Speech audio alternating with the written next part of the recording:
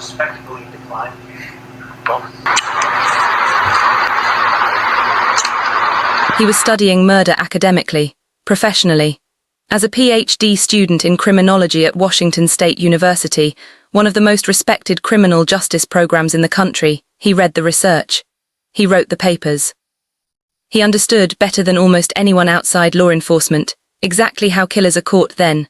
On the night of November 13, 2022, Bryan Kohberger drove across the Washington state border into Moscow, Idaho, walked into a house where 4 college students were sleeping, and stabbed all 4 of them to death. He drove home.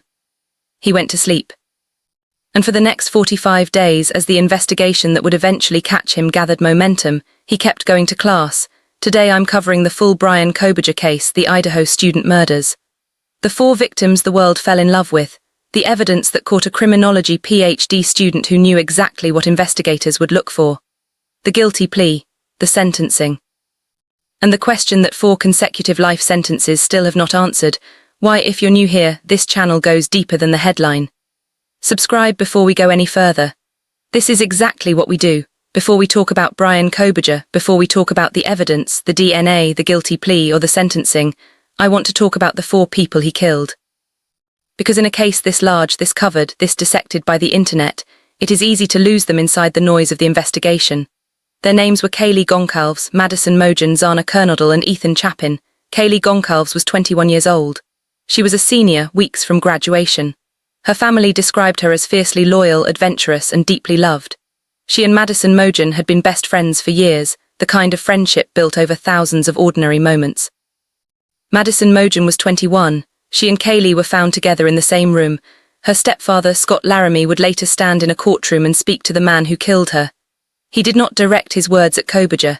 He directed them at Maddie. Xana Kernodle was 20. She was a junior studying marketing. Her boyfriend, Ethan Chapin, had come to stay that night. Ethan Chapin was 20 years old, a 6'4" freshman with what his family described as a light-hearted, sometimes goofy presence. He was not a housemate. He was there because he loved Xana. He was there because it was a normal Friday night. They had spent the day the way college students spend days. Taco Bell, naps, parties, a night that felt like every other night in a town that felt completely safe. In the early hours of November 13, 2022, all 4 were stabbed to death. 2 other roommates, Bethany Funk and Dylan Mortensen, were in the house. They survived. How and why they survived has never been fully explained. That question, why did he stop, is one of the things Bryan Kohberger took with him into a prison cell and has refused to answer. Bryan Kohberger was 28 years old at the time of the murders. He was a doctoral student in the Department of Criminal Justice and Criminology at Washington State University, located in Pullman, Washington, approximately 10 miles from Moscow, Idaho. He had moved to the Pacific Northwest from Pennsylvania, where he had previously earned a master's degree in criminal justice. He was described by faculty as intelligent, engaged, and academically serious. He had also, at various points in his life, struggled with his weight and social isolation. Former acquaintances described a difficult adolescence. He had reportedly developed an obsessive interest in criminal psychology, what motivates killers, what they feel, how they operate. He was writing his doctoral dissertation on the criminal mind. He was 10 miles from a house that he had driven past, according to phone records, at least 12 times before the night he walked inside. Here is what we know about Bryan Kohberger in the weeks before the murders. His phone placed him in the area of 1122 King Road, the victim's house, approximately 23 times in the months leading up to November 13th. Not passing through the neighborhood, not coincidentally nearby, specifically in that area, repeatedly, he drove a white Hyundai Elantra. Multiple surveillance cameras captured a vehicle matching that description near the house on the night of the murders. And at some point, investigators believe in the early hours of November 13th, 2022, Bryan Kohberger walked through an unlocked sliding door on the ground floor of that house and climbed the stairs. There were no signs of forced entry. He came in through a door that was left unlocked, in a house full of sleeping students, in a town where nobody locked their doors because nobody had ever needed to. Now, here is the detail that I need you to stay with me for.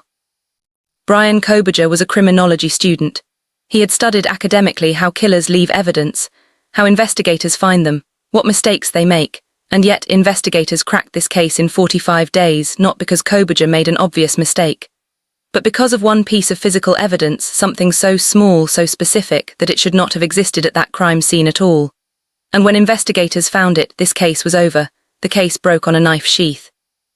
A tan leather carbar knife sheath found at the crime scene near one of the victims.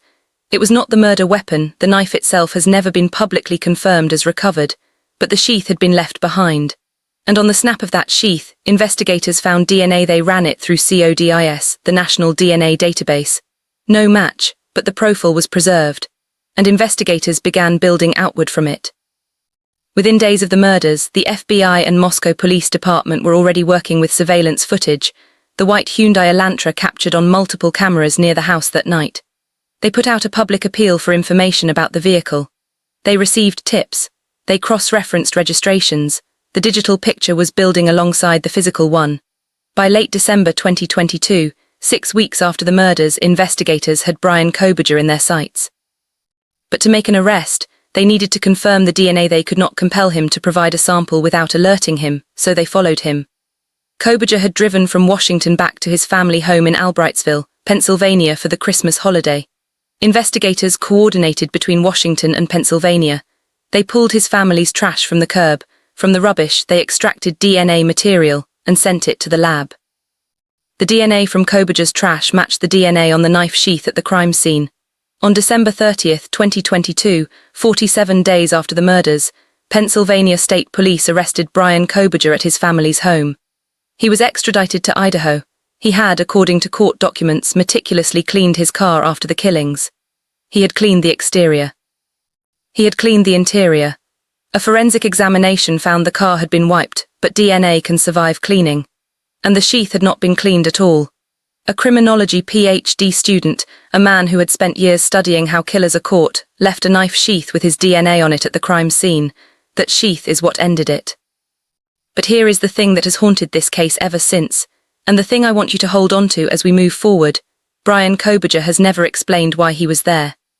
Never explained why those 4 students. Never explained what happened in that house, or why 2 roommates who were also home that night are alive today. This is the part of the Bryan Kohberger case that the internet has never been able to leave alone. And I think it deserves to be addressed directly, carefully, and with the respect these 2 women are owed. Dylan Mortensen and Bethany Funk were home that night. They survived. Mortensen told investigators she opened her bedroom door during the attack and saw a figure in the hallway, a man she described as wearing a mask and having bushy eyebrows. They made eye contact, she said. He walked past her, and she locked herself in her room. Why did he walk past her? Investigators have never definitively answered that question. The Moscow police chief, speaking after sentencing, said there are a lot of theories, including that Kohberger may have been exhausted from the killings, or that he felt he had already been in the house too long. The judge at sentencing acknowledged it directly. Even with a guilty plea and 4 life sentences, nobody knows exactly what happened in that house. Nobody knows why 2 people lived and 4 people died. At the sentencing hearing on July 23, 2025, Dylan Mortensen stood up and spoke publicly for the first time. She said, "Kohberger took away my ability to trust the world around me. What he did shattered me in places I didn't know could break. I was barely 19 when he did this." She described sleeping in her mother's bed because she was too terrified to close her eyes. Panic attacks that hit without warning, making escape plans everywhere she went. Why me? Why did I get to live and not them? Bethany Funk's statement was read aloud by a friend. She wrote about each of the 4 victims, who they were, not how they died. And she said, who they were was so beautiful and they deserved to be remembered in the highest way. Both women were 19 years old when they survived something that should have killed them too. They are in their early 20s now, carrying something no person their age should carry.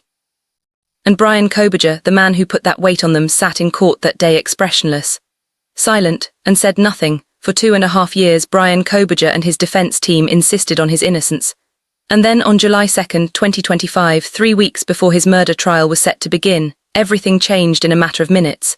The judge asked him directly, "Are you pleading guilty because you are guilty?" "Yes," Kohberger said. "Did you on November 13, 2022 enter the residence at 1122 King Road in Moscow, Idaho, with the intent to commit the felony crime of murder?"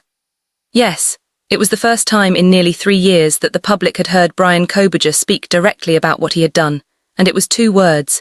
Yes, yes, no explanation. No context. No account of what happened inside that house, or why, or what he was thinking as he drove those 10 miles across the state line on a November night in 2022. The plea deal gave him one thing: the removal of the death penalty from the table. In exchange, he pleaded guilty to 4 counts of first-degree murder and 1 count of burglary. He waived his right to appeal. He would never go to trial. He would never have to sit across from those families in a courtroom and have the evidence presented piece by piece. But here's the thing about that deal that the families felt most acutely.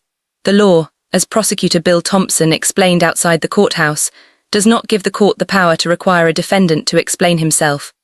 There is no legal mechanism that could have forced Kohberger to tell the truth about his motive, even if they had wanted to include that in the deal.